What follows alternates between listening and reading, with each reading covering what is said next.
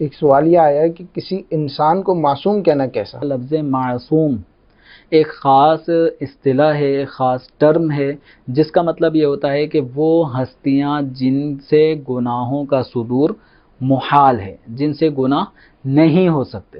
تو یہ حضرات فرشتے ہیں، یہ حضرات انبیاء کرام ہیں، رسولان اعظام ہیں.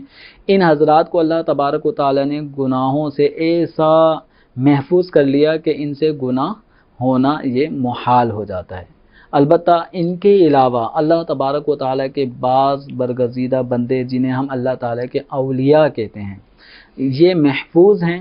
ان سے گناہوں کا صدور ممکن تو ہے، لیکن اللہ تبارک و تعالیٰ انہیں گناہوں سے بچاتا ہے. تو فرق یہ ہے، معصوم ہونے کا مطلب یہ ہے کہ جن سے گناہ ہونا محال ہے وہ معصوم کہلاتے ہیں، اور جن سے گناہ ہونا ممکن ہے لیکن وہ گناہوں سے اللہ تعالیٰ کی عطا سے محفوظ رہتے ہیں، تو ان کو معصوم نہیں کہیں گے، ان کو گناہوں سے محفوظ کہا جائے گا.